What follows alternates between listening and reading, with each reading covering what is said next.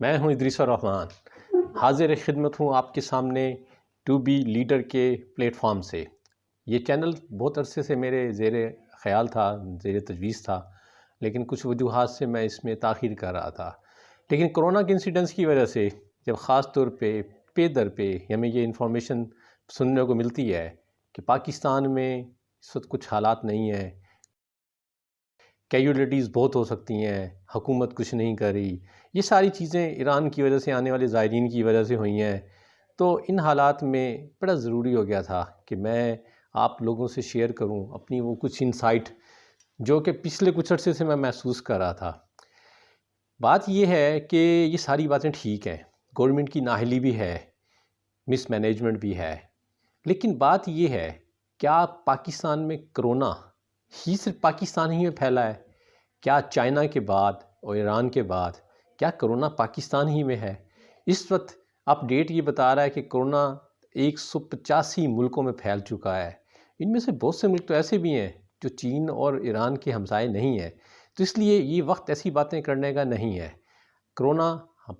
آ چکا ہے اور ہمیں اب اس سے بچنا ہے، اور اس نے بچنے کا جو حل ہے کہ وہ ہاتھ دھونے ہیں اور ایک فاصلے پہ رہنا ہے۔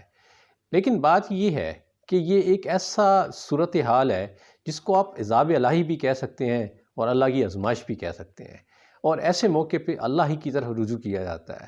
تو بہرحال میرے ذہن میں خیال آیا کہ کیوں نہ میں اپنی کچھ تھاٹس آپ لوگوں سے شیئر کروں،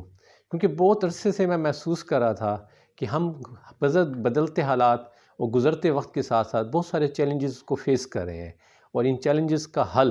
دنیاوی طور پہ ممکن نہیں ہے۔ یہ صرف تبھی ممکن ہے جب ہم اللہ کی طرف رجوع کریں گے، اللہ اور اللہ کے رسول صلی اللہ علیہ وسلم کی فرمودات کے مطابق چلیں گے۔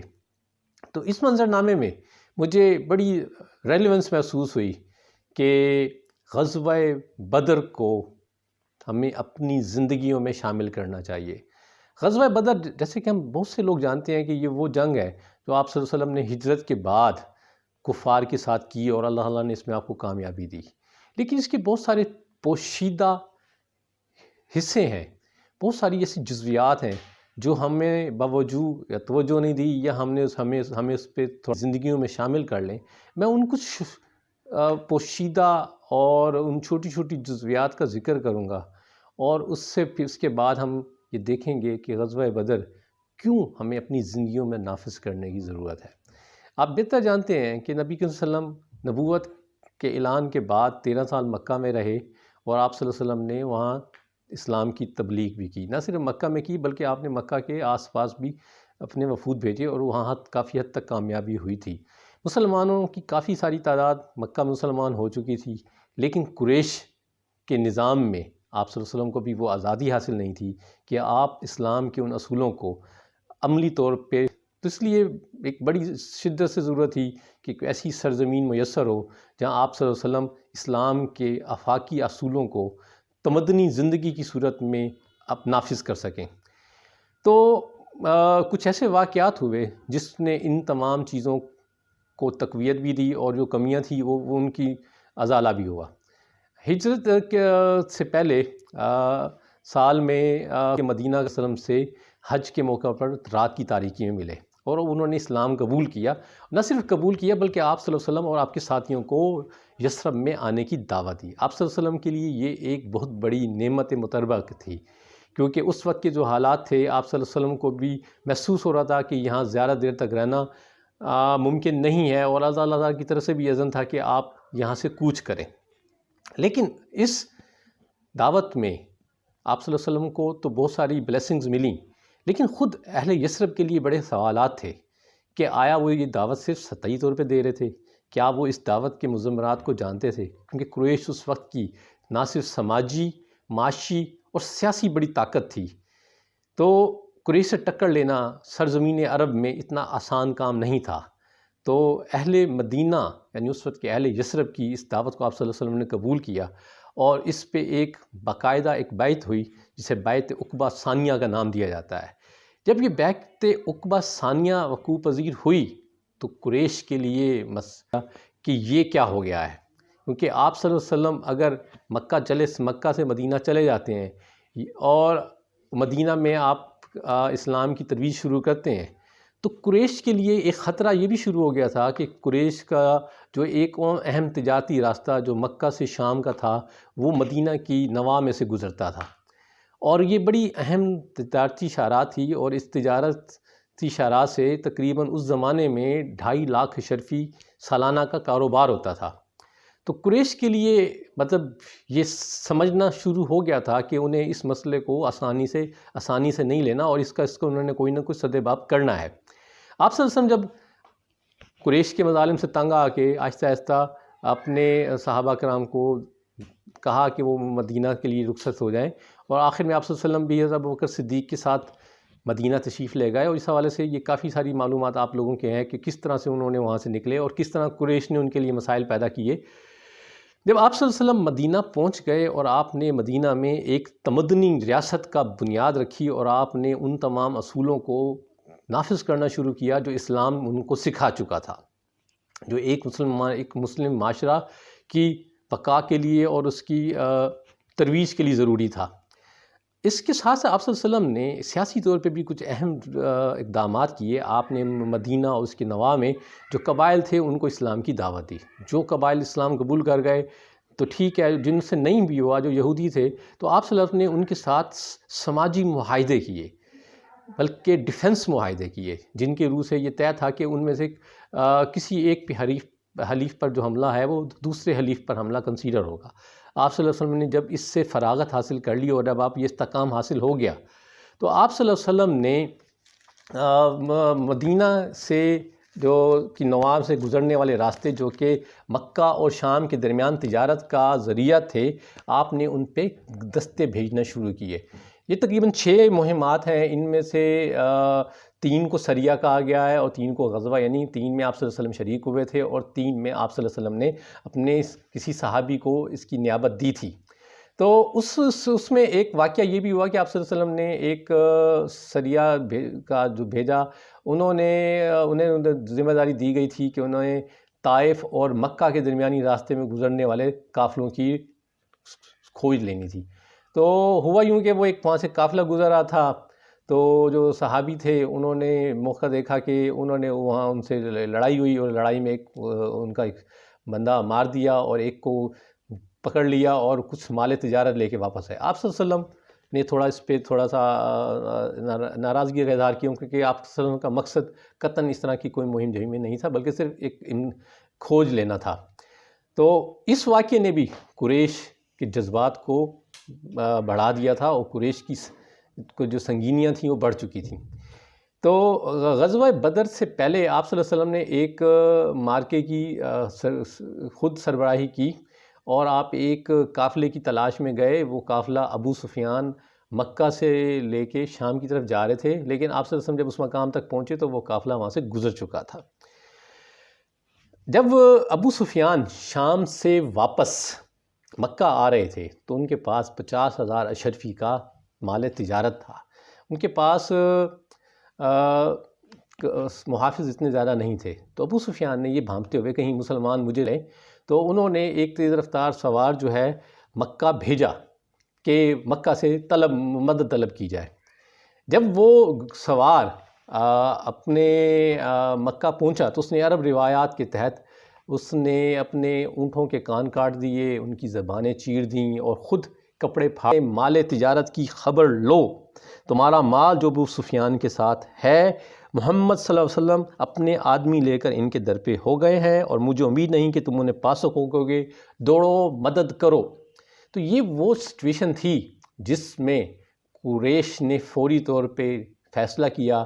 کہ نہ صرف اپنے مال تجارت کی حفاظت کرے گا، بلکہ وہ آپ صلی اللہ علیہ وسلم کے خلاف ایک فیصلہ کن لڑائی بھی کرے گا، تاکہ مستقبل میں اس نوعیت کے کسی بھی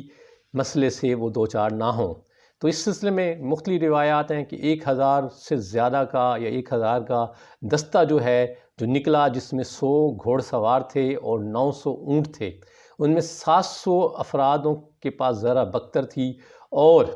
وہ اپنے کھانے پینے اور اس کی رسد کے ساتھ سے مالا مال تھے۔ اب مکہ سے یہ لشکر نکلتا ہے، شام کی طرف سے ابو سفیان کا قافلہ نکلتا ہے۔ آپ صلی اللہ علیہ وسلم کو اللہ تعالیٰ وحی کے ذریعے بشارت دیتے ہیں دونوں کی، اور ساتھ میں اللہ تعالیٰ یہ بھی فرماتے ہیں کہ ان میں سے کسی ایک میں آپ کو کامیابی ہوگی۔ تو آپ صلی اللہ علیہ وسلم اس صورتحال میں اپنے صحابہ کے ساتھ مشاورت کرتے ہیں۔ صحابہ کی رائے یہ تھی کہ قافلے کی طرف چلا جائے، کیونکہ ظاہر ہے قافلے میں مال تھا، اور ابھی مدینہ کے معاشی حالات ابھی اتنے مستحکم نہیں تھے، ابھی انہیں زیادہ ٹائم نہیں ہوا تھا، اگرچہ مواخات کا عمل ہو چکا تھا، انصار اور مہاجر کے درمیان مواخات کا رشتہ قائم ہو گیا تھا، اور کافی حد تک لوگ اپنے روزگار کے سلسلوں سے وابستہ ہو گئے تھے، لیکن ابھی بھی اتنے مالی حالات اتنے اچھے نہیں تھے کہ تو اس لیے پہلی ترجیحات تھا کہ مال قافلے کی طرف جایا جائے۔ لیکن آپ صلی اللہ علیہ وسلم کا خیال یہ نہیں تھا، آپ صلی اللہ علیہ وسلم لشکر کی طرف جانا چاہتے تھے، کیونکہ لشکر کے ساتھ جو اس کے ساتھ سامنا کرنا اور اس کے ساتھ ایک لڑائی کرنا، اس کے بڑے مضمرات تھے۔ اگر اس موقع پہ اچھا، وہ مزداری کی بات یہ کہ اس وقت کے مدینہ کے حالات کتنے اچھے نہیں تھے، نہ معاشی طور پہ نہ ہی دفاعی طور پہ۔ ابھی آپ بس ذکر کروں گا کہ جب لشکر مسلمانوں کا لکھنا تو وہ کیا تھا۔ تو آپ صلی اللہ علیہ وسلم نے مشاورت کی، پھر مشاورت کی، جب سوال یہ آیا کہ قافلے کی طرف جایا جائے تو آپ صلی اللہ علیہ وسلم نے پھر دوبارہ صحابہ سے رجوع کیا۔ پہلے آپ نے مہاجرین سے بات کی، تو مہاجرین نے کہا کہ ہم آپ کے ساتھ ہیں۔ پھر آپ صلی اللہ علیہ وسلم نے انصار کو مخاطب ہوئے اور آپ نے ان کے سامنے یہی مسئلہ بتایا، تو انصار نے بھی یہی رائے دی کہ آپ صلی اللہ علیہ وسلم اللہ کا جو حکم ہے ہم آپ کے ساتھ ہیں، آپ آگے بڑھیں، ہم آپ کے ساتھ ہیں، بلکہ ہم آپ سے بھی نے تقریر کی کہ انہوں نے فرمایا کہ ہم آپ پر ایمان لائے ہیں، آپ کی تصدیق کر چکے ہیں، آپ جو کچھ لائے ہیں وہ حق ہے، وہ آپ سے سمع اور طاعت کا پختہ عہد باندھ چکے ہیں، پس اے اللہ کے رسول جو کچھ آپ نے ارادہ فرما لیا ہے اسے کر گزریے، قسم ہے اس ذات کی جس نے آپ کو حق کے ساتھ بھیجا، اگر آپ ہمیں لے کر سامنے سمندر میں جا پہنچے اور اس میں اتر جائیں تو ہم بھی آپ کے ساتھ کودیں گے اور ہم میں سے کوئی ایک بھی پیچھے نہیں رہے گا، ہم جنگ میں ثابت قدم رہیں گے، مقابلے میں سچی جان نثاری دکھائیں گے، اور بعید نہیں کہ اللہ آپ کو ہم سے وہ کچھ دکھوا دے جسے دیکھ کر آپ کی آنکھیں ٹھنڈی ہو جائیں، پس اللہ کی برکت کے بھروسے آپ ہمیں لے چلیں۔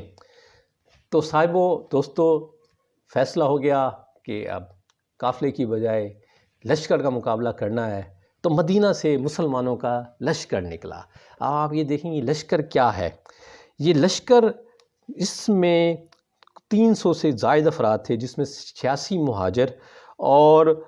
61 قبیلہ اوس کے اور 170 قبیلہ خزرج کے لوگ تھے، صرف 2 سے 3 گھوڑے تھے، باقی آدمیوں کے لیے 70 اونٹ سے زیادہ نہیں تھے، اور اس کے علاوہ جو اسلحہ ہے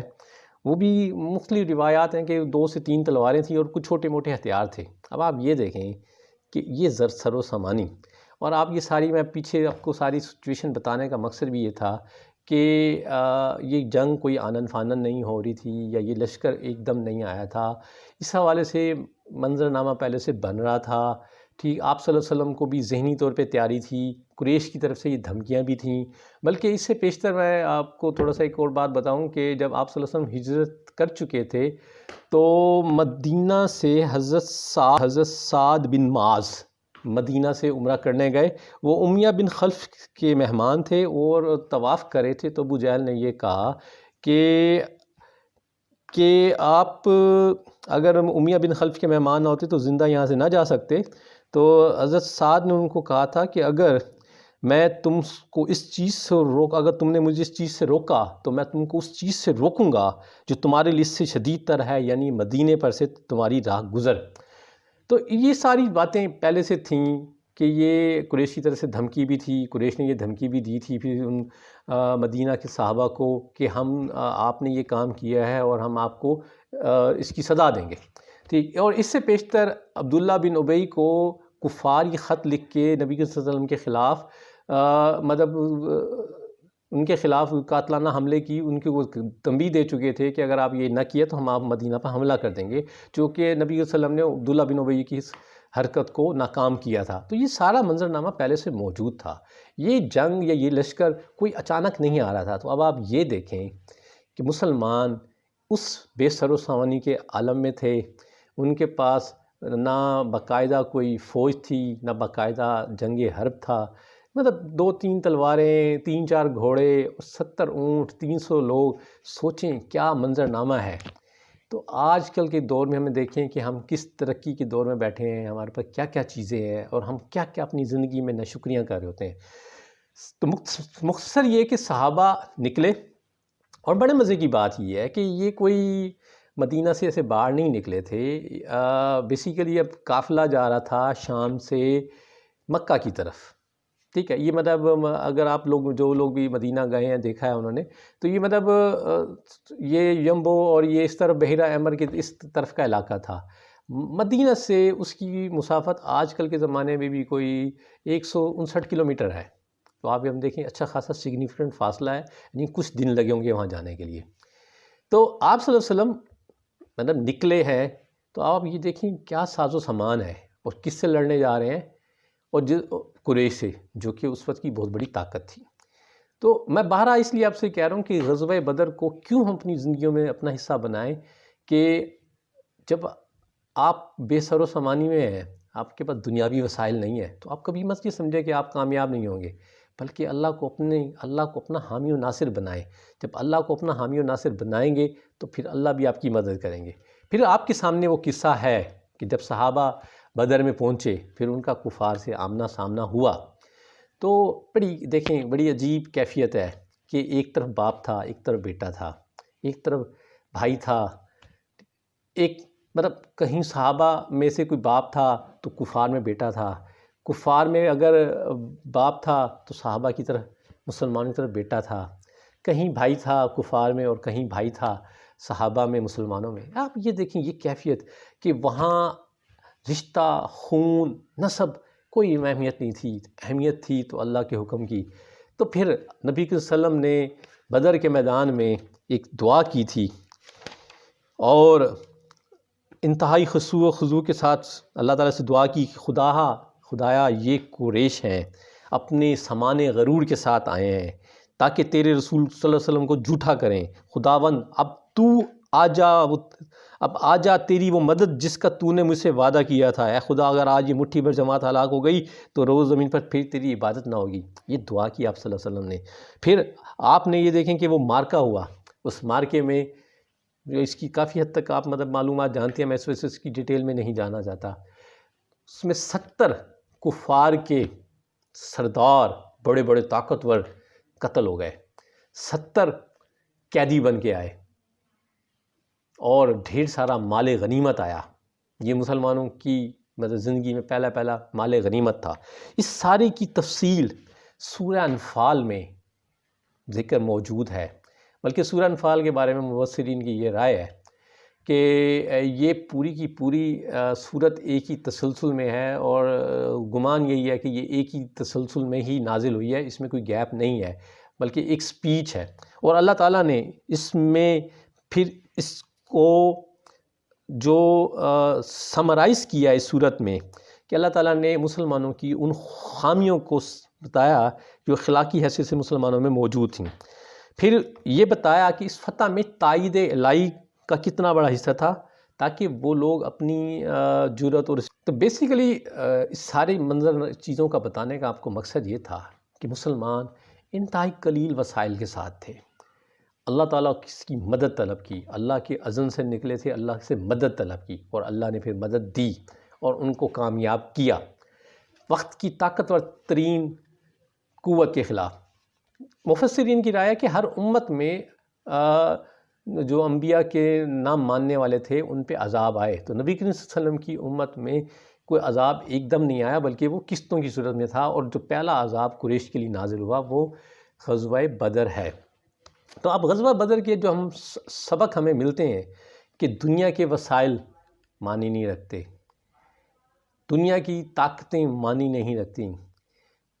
معنی رکھتی ہیں آپ کے پاس وسائل کا نہ ہونا مسئلہ نہیں ہے، آپ کا ٹرین ہونا مسئلہ نہیں ہے، اصل مسئلہ یہ ہے کہ آپ رب تعالیٰ کو اپنا حامی و ناصر بناتے ہیں تو اللہ تعالیٰ بھی آپ کے ساتھ چلتے ہیں۔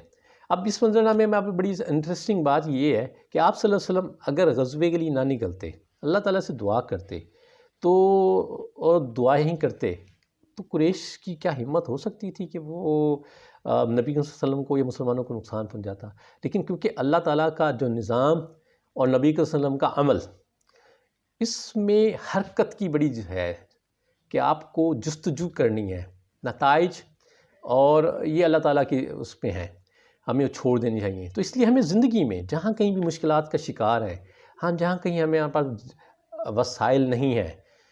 تو ہمیں اللہ تعالیٰ کو اپنا حامی و ناصر بنانا چاہیے اور غزوہ بدر کو سوچنا چاہیے، اللہ ہماری مدد کرے گا۔ تو اس وقت ہمارے جو بھائی کرونا کی سے لڑ رہے ہیں، ڈاکٹر حضرات، پیرامیڈکس، نرسیں، اور ہمارے ایون جو ایڈمنسٹریشن کے لوگ، ہمارے وہ بھائی جو اس وقت اپنی ڈیوٹیوں کی پر موجود ہیں اور جن کو مطلب سوشل ڈسٹینسنگ کو قائم نہیں رکھ پا رہے، تو انہیں یہ دل میں یہ نہیں سوچنا چاہیے کہ ہم اس سطح پہ کھڑے ہیں اور ہمیں نقصان ہو جائے گا، ہمارے پاس وسائل نہیں ہیں۔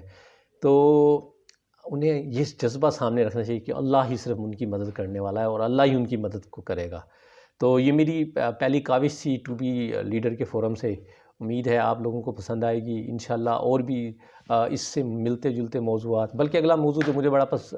ذہن میں آ رہا ہے کہ غزوہ بدر کے تقابل میں غزوہ احد کو بھی ڈسکس کیا جائے، کیونکہ اس میں بھی ہمارے لیے بہت سارے سبق ہیں۔ تو یہ میری پہلی ویڈیو ہے، اگر آپ کو یہ پسند آئے تو اس کو بیل آئیکن کو سبسکرائب کیجئے گا اور دوستوں سے شیئر کیجئے گا اور اپنا فیڈ بیک دیجئے گا۔ اللہ حافظ، خدا حافظ، السلام علیکم۔